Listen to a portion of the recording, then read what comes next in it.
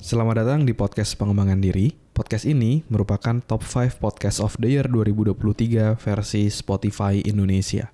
Agar kamu bisa mendapatkan manfaat maksimal dari podcast ini, pastikan kamu udah follow dan nyalakan loncengnya ya, biar kamu nggak kelewatan episode barunya. Selamat mendengarkan. Hai, saya Andreas Bordes, dan pada podcast kali ini, saya mau sharing tentang cara agar apa yang kita pelajari bisa tertanam lama di pikiran kita.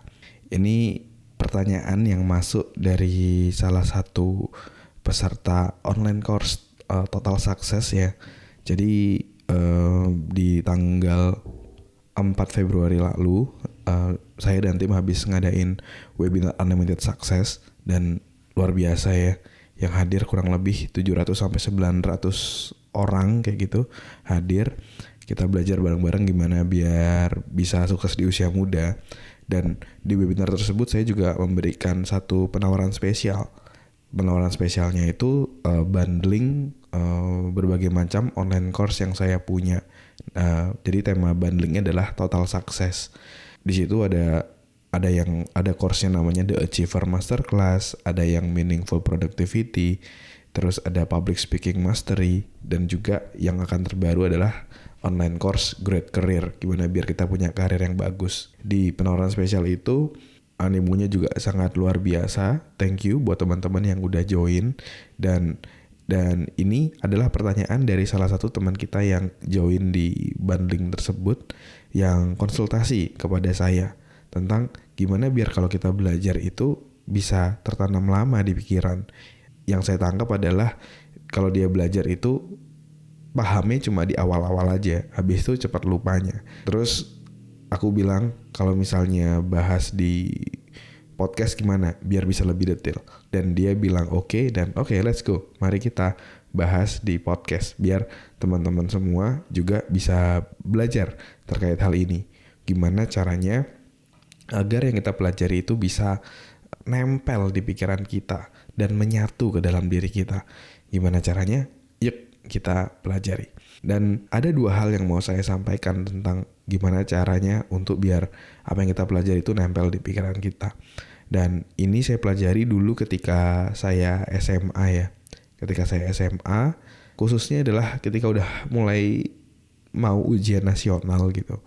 Ketika mau ujian nasional, saya coba belajar tentang, kan saya IPA ya, saya belajar tentang biologi, belajar tentang fisika, kimia, dan terus terang saya merasa agak kesulitan untuk menangkap hal tersebut.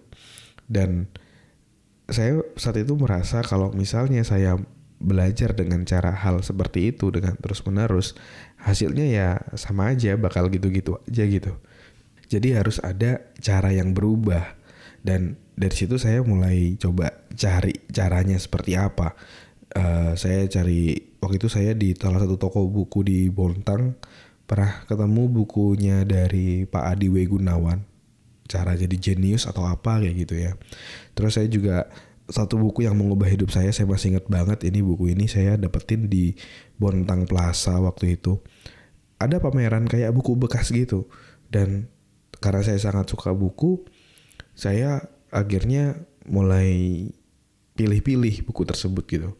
Pilih-pilih buku tersebut, dan akhirnya ketemu satu buku yang sangat-sangat akhirnya bisa mengubah kehidupan saya, terutama ketika transisi dari SMA ke kuliah. Judul bukunya adalah I'm Gifted So Are You. Itu karyanya dari Adam Khoo, tentang gimana kita bisa belajar cara belajar. Dan ketika saya baca buku tersebut, saya buka bukunya, saya ngerasa, wah, ini nih buku yang saya cari nih untuk saya bisa lulus SMA dengan baik, biar pelajaran yang saya pelajari itu bisa nancep di pikiran saya. Akhirnya saya buru-buru ke ATM, ngambil duit, kalau nggak salah 130.000 untuk bayar buku tersebut. Itu lumayan mahal sih untuk buku bekas di tahun 2010-an. Tapi saya butuh itu. Akhirnya saya beli dan saya pelajari materinya, dan puji Tuhannya setelah saya praktekkan, akhirnya saya bisa dapat beasiswa dan lulus juga. Dan ketika kuliah saya juga cum laude ya, S1, S2-nya nggak cum laude sih, tapi ya oke lah gitu. Udah lulus tapi dapat beasiswa juga gitu. Dan pelajaran tentang cara belajar ini nggak cuma saya terapin di dunia akademis, tapi juga di dalam kehidupan. Ketika saya belajar tentang skill-skill kehidupan pun saya juga menggunakan hal ini. Ya, nah apa sih yang saya pelajari? Jadi saya mau share 2 hal. Yang pertama, untuk kita bisa belajar dan biar bisa nempel dalam pikiran kita lebih panjang, itu kita perlu satu yang namanya melakukan repetisi, ya, atau pengulangan. Karena semakin sering kita mengulang, itu kita akan semakin ingat kayak gitu. Dalam kita melakukan pengulangan, itu pun juga ada ilmunya, ya. Jadi biar nancapnya lebih lama, itu ada yang namanya spaced repetition, ya, spaced repetition gitu. Jadi pengulangan dengan adanya berjeda, ya. Space kan ada jeda. Maksudnya gimana? Ketika kamu belajar sesuatu, kamu coba ulangi, kayak misalnya 1 jam selanjutnya. Terus kamu ulangi lagi materi tersebut 1 hari selanjutnya. Terus kalau udah, kamu ulangi lagi 1 minggu selanjutnya. Terus kalau udah, kamu ulangin lagi 1 bulan selanjutnya. Oke, dengan melakukan pengulangan seperti itu, kamu akan jauh lebih ingat dibandingkan kamu tidak ada pengulangan, atau misalnya pengulangannya cuma sekali. Dan inilah kenapa pentingnya mungkin gurumu atau orang tuamu selalu bilang, coba ulangi pelajaranmu, ulangi lagi pelajaran. Gunanya apa ya? Gunanya untuk itu, biar kita bisa lebih ingat. Tapi ya dalam mengulang itu ada kemampuannya, ada skillnya, yaitu tadi spaced repetition, dimana kita ulang kayak kita belajar, kita ulangi misalnya ya mungkin nggak perlu 1 jam selanjutnya ya, tapi mungkin 1 hari selanjutnya, terus satu seminggu selanjutnya, terus 1 bulan selanjutnya, itu ingatnya cenderung lebih lama. Oke, sekarang kita masuk ke strategi yang kedua, gimana cara kita bisa menguasai sesuatu. Dan cara ini menurut saya lebih efektif juga, lebih efektif menurut saya dibandingkan yang repetisi tadi. Karena ketika kita melakukan hal ini, itu nggak cuma kita paham, tapi kita juga bisa kayak gitu, ya. Nah, jadi ada satu tangga namanya tangga kompetensi, ya, tangga kompetensi. Nah, untuk kita bisa menguasai sesuatu itu untuk kita bisa istilahnya kompeten lah. Kompeten itu mampu untuk menguasai sesuatu. Itu ada 4 tangganya. Yang pertama adalah unconscious incompetence, ya. Kita nggak menyadari kalau kita itu nggak mampu.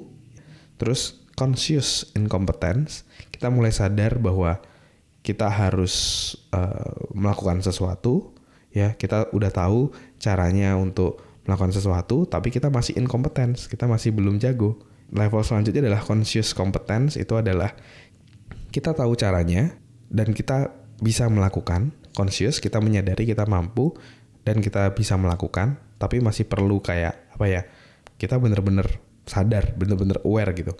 Sedangkan kalau tahap unconscious competence itu kita udah bisa menjalankannya dengan meskipun kita dalam tanda kutip unconscious. Maksudnya adalah ini semua di alam bawah sadar kita. Kita nggak perlu menyadari atau ingat-ingat caranya seperti apa, nggak perlu. Semuanya udah natural aja jalan di dalam diri kita.